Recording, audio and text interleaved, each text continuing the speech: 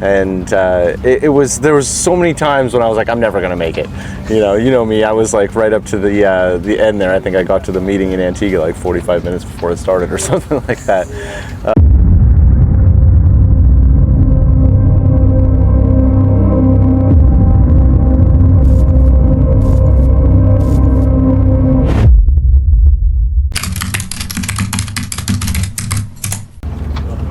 Well, g'day Josh, we're in Cape Town. Yeah. Feels good? Yeah. So this is just about trying to find about your emotional journey, Okay. right? From the time you decided to do the race, I can imagine it was an emotional roller coaster building the boat and trying to get ready to go. So can you try and quantify or describe that from, I'm going to do this race, and then getting to the start line, that emotional journey? Yeah, that was it was tough because that's at least half of the event is just getting to the start line, especially when you build the boat. And there was so many times when I was like, I'm never gonna make it. You know me. I was like right up to the end there. I think I got to the meeting in Antigua like 45 minutes before it started or something like that. So yeah, there was a lot of time, but it's just like anything else. Like, I just try to keep moving, just put one foot forward in front of the other, like you get discouraged and you think it's never going to happen, but then you just try to complete one more step.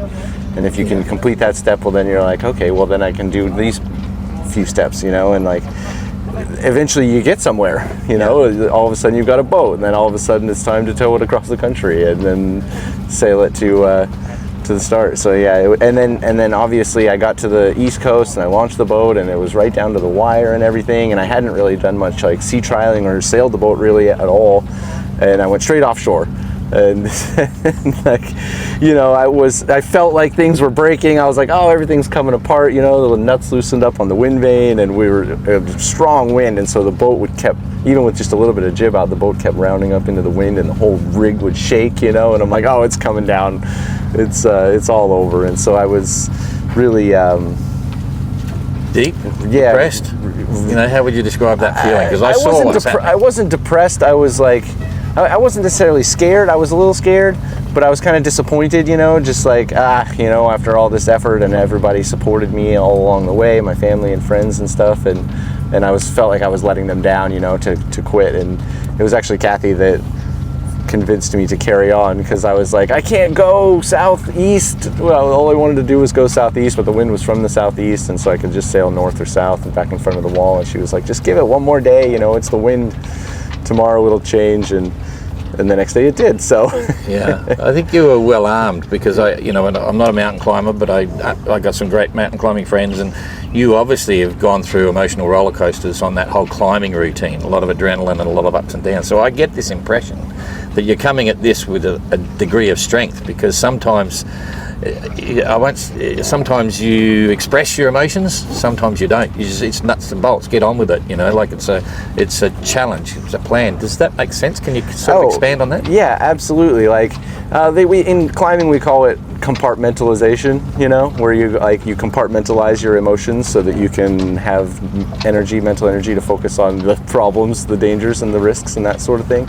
And so yeah, that comes into it a lot, where like, you kind of just, I don't want to say swallow your emotions, but you kind of just have to put them aside for a minute so that you can like be logical and like focus on the problem, because if you let yourself just think, oh, it's all over, and it's a downward spiral, and then all of a sudden you don't act when you need to, and that sort of thing. So yeah, a big part of the stresses that we had endured in the past things that we had done, definitely played into that for sure. They help you kind of get through those situations, and then afterwards, the next day, you look back and you're like, what was I so stressed about? Yeah, you surprised me when you said you were top of the world when you're going around Cape of Gullis, or was it Cape of Good Hope? Yeah. Which one? Yeah. But you said that was the highlight. It was, yeah. Like, I was shocked. I was, because you build it up in your mind to be this thing. I was like, oh, it's going to be 30-foot waves, and the boat's going to be pitch pulling, and and all that. But no, it was beautiful sunny sailing, you know. So. Okay, so family and friends, when you said you're going to do this, they must have had comments and suggestions and sort of so on. Have you noticed a change now that you're here? Yeah, everybody's like, come home. You've been gone too long. Hang on, that doesn't answer the question. So most of what I was told, you know, by the people who I know or the people who knew me were like, well, if anybody can do it, you can do it. So they all believed in me. You know, they all knew that I had done big, crazy things and I can always achieve the goals if I really wanted to set my mind to it. And so everybody was very supportive. Yeah. Yeah, so it's a whole new discipline though. I mean, obviously you were, you know, I don't know how you qualify, expert at mountains and all that sort of stuff, but this was stepping into something completely new. And you seem to have grasped that. So do you think, in fact, I ask everyone here, you know, does it change you, you know, is it life defining, this, that and the other? And I ask them the question, you know, in the scheme of things in your life, where does it sit? Is it up high or down low or in the middle? I think you've probably got the highs in the mountains, but where do you see this fit? Oh no, it's definitely a high for sure. And you know, when you talk about like different skill sets or whatever, when it comes to sailing and mountaineering, like the Venn diagram like almost overlaps completely, you know, like the isolation, the, you know, self-reliance, you know, the mindset where you have to be fully responsible for all of your actions, you know, the fact that it's just like ropes and weather, which is a big part of climbing in the mountains, is ropes and weather, and then just the ability to endure suffering, you know, is a big part of it. And so yeah, the overlap there, it wasn't too big of a leap, you know, like there's such similar things. It's like Kathy and I will joke that like we're basically being in the little boat is like being in the tent on the glacier, but you're like on the tent is on the moving walkway at the airport. So like you're stuck in the tent, but the tent's actually going somewhere. Okay, so the emotion of I've never experienced it. The emotion of getting to a peak must be really high, but then you've all got to look down and say, shit, we've still got to get down. Yeah. So it's coming down. Is that emotion of the mountains that you will have experienced a lot? Is anything getting close to that here? Oh, absolutely, yeah. And so, you know, in climbing, to touch on that, they say that 85% of the accidents, mountaineering accidents, happen on the descent. You know, so you can't relax, because that's the thing, is you get to what you feel like is the summit, the pinnacle or whatever, and you're like, oh, it's all over, we just got to walk down the backside or whatever, and that's when you get into an accident because of complacency. So it's important for me to stay focused, and because I do feel like this is like the summit, you know, like it kind of has that same lassitude, because you get to the summit and you're like, oh wow, I worked all this way to get here, and here I am, now what, you know, kind of thing. But I can't let my guard down. It's definitely still a lot of sailing. You allow yourself the luxury of feeling proud at all?